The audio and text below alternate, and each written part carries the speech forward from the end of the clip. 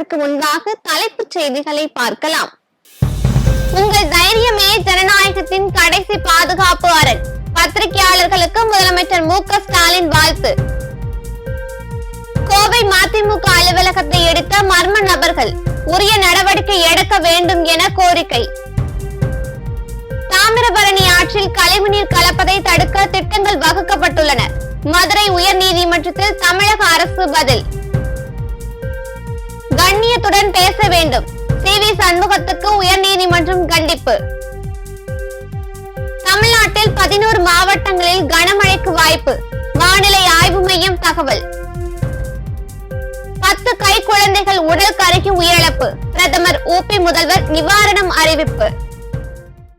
தேசிய பத்திரிகை நாளை ஒட்டி பத்திரிகையாளர்கள் அனைவருக்கும் தமிழக முதலமைச்சர் மு.க.ஸ்டாலின் வாழ்த்து தெரிவித்துள்ளார். இது தொடர்பாக தனது எக்ஸ் வலைதள பக்கத்தில் முதலமைச்சர் மு.க.ஸ்டாலின் வெளியிட்டுள்ள வாழ்த்து செய்தியில், தேசிய பத்திரிகை நாளில் உண்மை மற்றும் பொறுப்புணர்வை நிலைநிறுத்தும் பத்திரிகையாளர்களின் இடைவிடாத முயற்சிகளை பாராட்டுவதாக குறிப்பிட்டுள்ளார். அதிகரித்து வரும் சகிப்பின்மையின் சகாப்தத்துக்கு மத்தியில் அவர்களது தைரியமே ஜனநாயகத்தின் கடைசி பாதுகாப்பு அரணாக உள்ளதாக முதலமைச்சர் குறிப்பிட்டுள்ளார். பயம் அல்லது சார்புகளின்றி பத்திரிகை துறை செழிக்க வேண்டும் எனவும், நமது ஜனநாயகத்தை காக்கும் குரல்களை பாதுகாப்பதில் உறுதியாக நிற்போம் எனவும் முதலமைச்சர் மு.க.ஸ்டாலின் தெரிவித்துள்ளார்.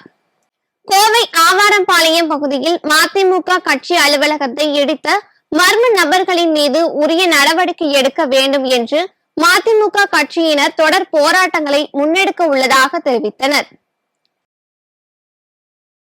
கோவை ஆவாரம்பாளையம் பகுதியில் 1958ஆம் ஆண்டு முதல் அனைத்து கட்சியினரும் வந்து அமரும் வகையில் முத்தமிழ் படிப்பகம் என்ற பெயரில் பொது படிப்பகம் இயங்கி வந்தது. மதிமுக கட்சி துவங்கப்பட்ட நாள் முதலாக இந்த பொது படிப்பகமாக இயங்கி வந்த முத்தமிழ் படிப்பகம் கோவை மாவட்ட மறுமலர்ச்சி திராவிட முன்னேற்ற கழகத்தின் 28வது கிளை வட்ட கழகமாக இன்று வரை இயங்கி வருகின்றனர். இந்த நிலையில் ஜேசிபி இயந்திரங்கள் மூலமாக இடித்து அகற்றம் செய்யப்பட்டது. தகவல் அறிந்து சம்பவ இடத்தில் வந்த மதிமுக மாநகர் மாவட்ட செயலாளர் கணபதி செல்வராசு, மதிமுக கழக உயர்நிலை குழு உறுப்பினர் ஆர். மோகன்குமார், அரசியல் ஆலோசனை குழு உறுப்பினர் சேதுபதி, மாநில சட்டத்துறை செயலாளர் சூரி நந்தகோபால் ஆகியோர் தொடர் போராட்டங்களை முன்னெடுத்தனர். அப்போது நமது மதிமுகம் செய்தியாளரிடம் பேசிய கோவை மதிமுக மாநகர் மாவட்ட செயலாளர் கணபதி செல்வராசு, சம்பந்தப்பட்ட நபர்களை கைது செய்து சிறையில் அடைக்க வேண்டும் என கோரிக்கையை முன்வைத்தார்.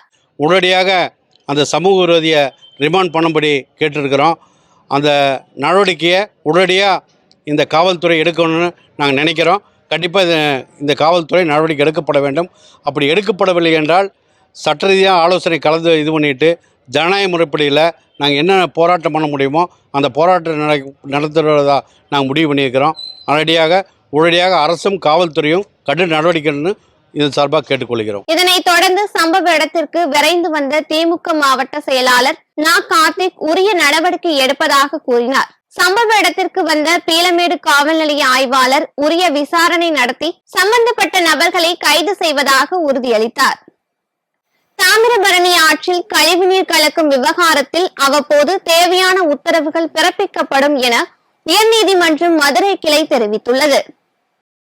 நெல்லை தாமிரபரணி ஆற்றின் படித்துறைகள் மண்டபங்களை சீரமைக்கவும் ஆற்றில் கழிவுநீர் கலக்காமல் தடுக்கவும் கோரி உயர்நீதிமன்ற மதுரை அமர்வில் பொதுநல மனு தாக்கல் செய்யப்பட்டது. இந்த வழக்கு நீதிபதிகள் ஜி.ஆர். சுவாமிநாதன், பி. புகழேந்தி ஆகியோர் முன்பு மீண்டும் விசாரணைக்கு வந்தபோது தாமிரபரணி ஆற்றில் கழிவுநீர் கலப்பதை தடுக்கும் திட்டங்கள் வகுக்கப்பட்டுள்ளதாக கூடுதல் அட்வொகேட் ஜெனரல் வீரா கதிரவன் தெரிவித்தார். இந்த திட்டங்கள் படிப்படியாக நிறைவேற்றப்பட்டு ஆற்றில் கழிவுநீர் கலப்பது முற்றிலும் தடுக்கப்படும் என கூறினார். இதேபோல் மாசு கட்டுப்பாட்டு வாரியம் சார்பில் தாக்கல் செய்யப்பட்ட அறிக்கையில் தாமிரபரணி ஆற்றில் ஆங்காங்கே மண் பரிசோதனை நடத்தப்பட்டதாகவும் ஆற்று நீரில் குறிப்பிட்ட அளவுக்கு அதிகமாக கழிவுநீர் கலந்து இருந்தது பரிசோதனையில் உறுதிப்படுத்தப்பட்டுள்ளதாகவும் தெரிவிக்கப்பட்டது.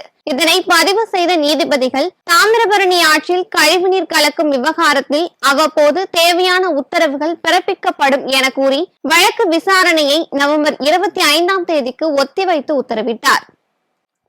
ஆளுங்கட்சியை விமர்சிக்கும் போது கண்ணியத்துடனும் எச்சரிக்கையுடன் பேச வேண்டும் என அதிமுக முன்னாள் அமைச்சர் சி.வி. சண்முகத்தை சென்னை உயர்நீதிமன்றம் கண்டித்துள்ளது. விழுப்புரம் மாவட்டம் கோலியனூரில் கடந்த 2023ஆம் ஆண்டு செப்டம்பர் மாதம் நடைபெற்ற கண்டன பொதுக்கூட்டத்தில் பேசிய அதிமுக முன்னாள் அமைச்சரும் மாநிலங்களவை உறுப்பினருமான CV சண்முகம் முதல்வரை கடுமையாக விமர்சித்து பேசினார். இதற்கு கடும் கண்டனம் தெரிவிக்கப்பட்டதுடன் சென்னை உயர்நீதிமன்றத்திலும் அவர் மீது அவதூறு வழக்கு தொடரப்பட்டது. இதனை ரத்து செய்ய கோரி CV சண்முகம் மனு தாக்கல் செய்திருந்தார். இந்த வழக்கு இன்று விசாரணைக்கு வந்தது. அப்போது ஆளுங்கட்சியை விமர்சிக்கும் போது கண்ணியத்துடனும் எச்சரிக்கையுடனும் பேச வேண்டும் என்று CV சண்முகத்துக்கு நீதிபதி அறிவுறுத்தினார். சட்டம் படித்தவர், முன்னாள் அமைச்சர் என்பவர் பொறுப்போடு பேச வேண்டும் என நீதிபதி கண்டித்தார். இதனை அடுத்து வழக்கு விசாரணையை வரும் 22ஆம் தேதிக்கு ஒத்திவைத்து நீதிபதி உத்தரவிட்டார். உத்தரப்பிரதேசத்தின் ஜான்சியில் உள்ள அரசு மருத்துவமனை மருத்துவக் கல்லூரியில் ஏற்பட்ட தீ விபத்தில் 10 குழந்தைகள் உயிரிழந்த நிலையில் அவர்களின் குடும்பங்களுக்கு பிரதமர் மோடியும் உத்தரப்பிரதேச முதல்வர் யோகி ஆதித்யநாத்தும் நிவாரண உதவிகளை அறிவித்துள்ளனர். பிரதமர் நரேந்திர மோடி வெளியிட்டுள்ள அறிவிப்பில் உத்தரப்பிரதேச மாநிலம் ஜான்சி மருத்துவக் கல்லூரியில் ஏற்பட்ட தீ விபத்து நெஞ்சை உலுக்கும் வகையில் உள்ளதாக குறிப்பிட்டுள்ளார். அப்பாவி குழந்தைகளை இழந்தவர்களுக்கு எனது ஆழ்ந்த அனுதாபங்கள். அவர்களுக்கு இந்த துயரத்தை தாங்கும் சக்தியை தர இறைவனை பிரார்த்திப்பதாகவும் பிரதமர் மோடி குறிப்பிட்டுள்ளார். மாநில அரசின் மேற்பார்வையின் கீழ் உள்ளூர் நிர்வாகம் நிவாரணம் மற்றும் மீட்புக்கான அனைத்து முயற்சிகளையும் மேற்கொண்டு வருவதாகவும் தீ விபத்தில் உயிரிழந்தவர்களின் உறவினர்களுக்கு PMNRF இருந்து 2 லட்சமும் காயமடைந்தவர்களுக்கு தலா 50,000 வழங்கப்படும் என தெரிவித்துள்ளார். முதல்வர் யோகி ஆதித்யநாத் வெளியிட்டுள்ள அறிவிப்பில் உயிரிழந்தவர்களின் குடும்பங்களுக்கு தலா 5 லட்சமும் காயமடைந்தவர்களுக்கு தலா 50,000 நிவாரண தொகையாக வழங்கப்படும் என குறிப்பிட்டுள்ளார். குடியரசுத் தலைவர் திரௌபதி முர்மு வெளியிட்டுள்ள அறிவிப்பில் தீ விபத்தில் பிறந்த குழந்தைகள் இறந்த செய்தி மிகவும் வேதனை அளிப்பதாகவும் இந்த கொடூரமான அடியை தாங்கும் சக்தியை குழந்தைகளின் பெற்றோர் மற்றும் குடும்பத்தினருக்கு கடவுள் கொடுக்கவும் காயமடைந்த குழந்தைகள் விரைவில் குணமடையவும் தான் பிரார்த்திப்பதாக குறிப்பிட்டுள்ளார். 3 நாள் அரசு முறை பயணமாக பிரதமர் மோடி ஆப்பிரிக்க நாடான நைஜீரியா புறப்பட்டு செல்கிறார். நைஜீரியா இந்தியா இடையேயான இருதரப்பு உறவுகளை வலுப்படுத்தும் விதமாக இன்று அந்நாட்டிற்கு செல்லும் பிரதமர் மோடி இருதரப்பு உறவுகளை வலுப்படுத்தும் வகையில் முக்கிய பிரதிநிதிகளுடன் பேச்சுவார்த்தை நடத்த உள்ளார். அங்கிருந்து வரும் 18ஆம் தேதி பிரேசில் செல்லும் பிரதமர் மோடி ரியோ டி ஜெனிரோ நகரில் நடைபெறும் G20 மாநாட்டில் பங்கேற்கிறார். பின்னர் 19ஆம் தேதி கயானா செல்லும் மோடி அந்நாட்டில் நடைபெற உள்ள கேரிகாம் இந்தியா உச்சி மாநாட்டில் பங்கேற்கிறார்.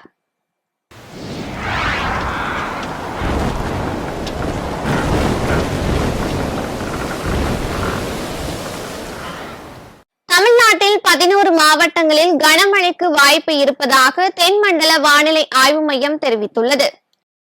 சென்னை மற்றும் புறநகர் பகுதிகளில் கடந்த வியாழக்கிழமை இரவு முதல் திடீரென கனமழை பெய்து வருகிறது. இந்த மழை அடுத்த 2 நாட்களுக்கு தொடரும் என தெரிவிக்கப்பட்டுள்ளது. இந்நிலையில் 11 மாவட்டங்களில் கனமழைக்கு வாய்ப்புள்ளதாக தென்மண்டல வானிலை ஆய்வு மையம் தெரிவித்துள்ளது. தமிழ்நாடு, புதுச்சேரி மற்றும் காரைக்கால் பகுதிகளில் ஓரிரு இடங்களில் இடி மின்னலுடன் கூடிய லேசானது முதல் மிதமான மழை பெய்ய வாய்ப்புள்ளதாகவும் தெரிவிக்கப்பட்டுள்ளது. விழுப்புரம், கடலூர், மயிலாடுதுறை, நாகப்பட்டினம், தஞ்சாவூர், திருவாரூர், அரியலூர், தென்காசி, தூத்துக்குடி, நெல்லை, கன்னியாகுமரி ஆகிய 11 மாவட்டங்களிலும் புதுச்சேரி மற்றும் காரைக்கால் பகுதிகளிலும் கனமழைக்கு வாய்ப்புள்ளது என தென்மண்டல வானிலை ஆய்வு மையம் தெரிவித்துள்ளது. நெல்லை மேலப்பாளையம் திரையரங்கில் மர்ம நபர்கள் பெட்ரோல் குண்டு வீசியதால் பரபரப்பு ஏற்பட்டுள்ளது. சிவகார்த்திகேயன் நடித்த அமரன் திரைப்படம் நெல்லை மேலப்பாளையத்தில் உள்ள அலங்கார் திரையரங்கில் திரையிடப்பட்டு வருகிறது. இந்நிலையில் திரையரங்கத்திற்கு இருசக்கர வாகனத்தில் வந்த 2 மர்ம நபர்கள் திரையரங்க வளாகத்திற்குள் 3 பெட்ரோல் குண்டுகளை வீசி சென்றனர். இது குறித்து மேலப்பாளையம் போலீசார் வழக்கு பதிவு செய்து விசாரணை நடத்தி வருகின்றனர். CCTVயில் இந்த காட்சிகள் பதிவாகியுள்ளதன் அடிப்படையில் காவல்துறையினர் விசாரணை மேற்கொண்டு வருகின்றனர். இதனால் திரையரங்கில் காலை காட்சி ரத்து செய்யப்பட்டுள்ளது. மேலும் போலீஸ் பாதுகாப்பு போடப்பட்டுள்ளது. அமரன் திரைப்படத்தில் குறிப்பிட்ட மதத்தை தவறாக சித்தரித்ததாக சர்ச்சைகள் எழுந்தன. இதன் காரணமாக சில மாநகர பகுதிகளில் உள்ள திரையரங்குகளில் போலீஸ் போடப்பட்டிருந்தது குறிப்பிடத்தக்கது. தனது திருமணம் குறித்த ஆவணப்படத்தின் ரிலீஸ் தேதி தள்ளி போனதற்கு நடிகர் தனுஷ் தான் காரணம் என நடிகை நயன்தாரா குற்றம் சாட்டியுள்ளார். இது தொடர்பாக அவர் வெளியிட்டுள்ள அறிக்கையில் பல தவறான விஷயங்களை சரி செய்யவே வெளிப்படையான கடிதத்தை எழுதியிருப்பதாக தெரிவித்துள்ளார். திருமண ஆவணப்படத்தை எதிர்பார்த்து காத்திருக்கும் ரசிகர்களின் எதிர்பார்ப்பை பூர்த்தி செய்யவே பல்வேறு தடைகளை தாண்டி ஆவணப்படத்தை வெளியீட்டுக்கு தயார் செய்திருப்பதாகவும் குறிப்பிட்டுள்ளார். தனுஷின் தொடர் பழிவாங்கும் நடவடிக்கைகளால் தானும் தனது கணவரும் மட்டுமின்றி திருமண ஆவணப்படத்தில் பணியாற்றிய ஒவ்வொருவரும் பாதிக்கப்பட்டுள்ளதாக குற்றம் சாட்டியுள்ளார். நயன்தாரா காதல், திருமணம் உள்ளிட்ட தனது வாழ்வின் மகிழ்வான தருணங்கள் இடம்பெற்றுள்ள இந்த ஆவணப்படத்தில் தனது காதலை கண்டடைந்த நானும் ரவுடிதான் திரைப்படம் இல்லாத தன் வழி மிகவும் கொடுமையானது என தெரிவித்துள்ளார். குறிப்பாக அப்படத்தின் காட்சிகளையும் பாடல்களையும் ஆவணப்படத்தில் பயன்படுத்த என்போசி கேட்டு 2 ஆண்டுகளாக போராடியும் தனுஷ் அதற்கு ஒத்துழைக்காமல் இருந்தது மிகுந்த மன வேதனை அளிப்பதாக அவர் கூறியுள்ளார். தடையில்லா சான்று மறுக்கப்பட்டதுடன் 3 வினாடி காட்சிக்கு 10 கோடி ரூபாய் கேட்டு தனுஷ் நோட்டீஸ் அனுப்பியதாக குறிப்பிட்டுள்ள நயன்தாரா, வியாபார ரீதியாகவோ சட்ட ரீதியாகவோ இருந்தால் அதனை ஏற்றுக்கொண்டிருப்பேன் என தெரிவித்துள்ளார். தன் மீதான தனிப்பட்ட வெறுப்பின் காரணமாக தனுஷின் நடவடிக்கைகளை எப்படி ஏற்றுக்கொள்ள முடியும் எனவும் அவர் கேள்வி எழுப்பியுள்ளார். குடியாத்தம் அருகே பெண் ஒருவர் மதுபோதையில் காவல்துறையினரிடம் தகராறில் ஈடுபட்ட சம்பவம் பெரும் பரபரப்பை ஏற்படுத்தியுள்ளது. வேலூர் மாவட்டம் குடியாத்தம் தங்கம் நகர் பகுதியில் உள்ள ஒரு தனியார் மண்டபத்தில் பெண் ஒருவர் மதுபோதையில் தகராறில் ஈடுபடுவதாக குறித்து குடியாத்தம் காவல்துறையினருக்கு தகவல் கிடைத்தது. தகவலின் பேரில் விரைந்து வந்த காவல்துறையினர் மதுபோதையில் இருந்த பெண்ணிடம் விசாரணை மேற்கொண்ட போது அந்த பெண் தகராறில் ஈடுபட்டுள்ளார். பின்னர் தொடர்ந்து நடத்திய தீவிர விசாரணையில் அந்த பெண்ணின் பெயர் அனிதா என்பதும் அவருடைய கணவர் பெயர் ரமேஷ் என்பதும் இவர்களுக்கு திருமணமாகி குழந்தைகள் இல்லை என்பதும் தெரிய வந்தது. பின்னர் பல மணி நேரம் போராடி காவல்துறையினர் அந்த பெண்ணை ஆட்டோவில் ஏற்றி வீட்டிற்கு அனுப்பி வைத்தனர். இதனால் அந்த பகுதியில் சிறிது நேரம் பரபரப்பு ஏற்பட்டது. ராணிப்பேட்டை அருகே வாக்காளர் சிறப்பு திட்ட முகாமினை மாவட்ட ஆட்சியர் சந்திரகலா ஆய்வு செய்தார். ராணிப்பேட்டை மாவட்டத்தில் வாக்காளர் சிறப்பு திட்ட முகாமினை மாவட்ட ஆட்சித்தலைவர் சந்திரகலா ஆய்வு மேற்கொண்டார். ஆய்வின் போது வாக்காளர் சிறப்பு திட்ட முகாமில் பார்வையிட்டு முகாமில் உள்ள அலுவலர்களிடம் பொதுமக்களுக்கு பெயர் சேர்த்தல், திருத்தம் போன்றவற்றிற்கு மக்களுக்கு எந்தெந்த விதிமுறைகளை செயல்பாட்டில் கொண்டு வந்து உள்ளீர்கள் என்பதனை கேட்டறிந்தார். பின்னர் பொதுமக்களுக்கு சுலபமான முறையில் இந்த முகாமினை நடத்தி தர வேண்டும் என்று அறிவுரை வழங்கினார். மதுரை சின்ன உடைப்பு பகுதியில் நிலம் கையகப்படுத்த வந்த அதிகாரிகளுடன் பொதுமக்கள் வாக்குவாதத்தில் ஈடுபட்டதால் பரபரப்பு ஏற்பட்டது. மதுரை சின்ன உடைப்பு பகுதியில் விமான நிலைய விரிவாக்க பணிக்காக 146 குடியிருப்புகள் உள்ள நிலங்கள் கையகப்படுத்தப்பட்டது. இவற்றை ஜேசிபி இயந்திரங்கள் கொண்டு அகற்ற வருவாய்த்துறையினர் மற்றும் காவல்துறையினர் வந்தனர். அப்போது அப்பகுதியை சேர்ந்த பொதுமக்கள் தங்களுக்கு உரிய இழப்பீடு வழங்கவில்லை எனவும் மாநகராட்சி பகுதிகளில் 3 சென்ட் இடம் மற்றும் குடியிருக்க வீடு கட்டி தர வேண்டும் என்ற கோரிக்கையை வலியுறுத்தி கவன ஈர்ப்பு போராட்டத்தை நடத்தினர். இதனை அடுத்து அதிகாரிகள் மற்றும் காவல்துறையினர் தற்காலிகமாக ஆக்கிரமிப்பு அகற்றுவதை கைவிடுவதாக தெரிவித்ததை அடுத்து பொதுமக்கள் கலைந்து சென்றனர். மேலும் மதுரை அரசு விருந்தினர் மாளிகையில் அமைச்சர் மூர்த்தியுடன் பொதுமக்கள் ஆலோசனை கூட்டம் நடத்தி தங்கள் கோரிக்கையை முன்வைக்க உள்ளது குறிப்பிடத்தக்கது. திருப்பத்தூர் அருகே நூலகம் மற்றும் கிராம நிர்வாக அலுவலகங்கள் வார்களாக மாறிவரும் நிலையை சரி செய்ய நடவடிக்கை எடுக்க வேண்டும் என பொதுமக்கள் கோரிக்கை விடுத்துள்ளனர். திருப்பத்தூர் மாவட்டம் வாணியம்பாடி அடுத்த முல்லை கிராமத்தில் அரசு மதுபான பாட்டில்கள் வாங்கி வந்து மது பிரியர்கள் நூலகம், கிராம நிர்வாக அலுவலகம், ஊராட்சி மன்ற அலுவலக வளாகத்தில் அமர்ந்து மது அருந்துவதால் அப்பகுதி முழுவதும் மது பாட்டில்கள் குவிந்து தற்போது பார்களை போல் காட்சியளிப்பதாக பொதுமக்கள் தெரிவித்தனர். மேலும் வீடுகளில் வைத்து மது பாட்டில்கள் கூடுதல் விலைக்கு கள்ளத்தனமாக விற்கும் வீடியோ காட்சிகள் தற்போது சமூக வலைதளங்களில் பரவி பெரும் பரபரப்பை ஏற்படுத்தியுள்ளது. மேலும் இது குறித்து காவல்துறையினர் மற்றும் மாவட்ட நிர்வாகமும் நடவடிக்கை எடுக்க வேண்டும் என்று கோரிக்கை விடுத்துள்ளனர். பல்வேறு மாவட்டங்களில் நடைபெற்ற நிகழ்வுகளை களத்தில் மதிமுகம் பகுதியில் பார்க்கலாம்.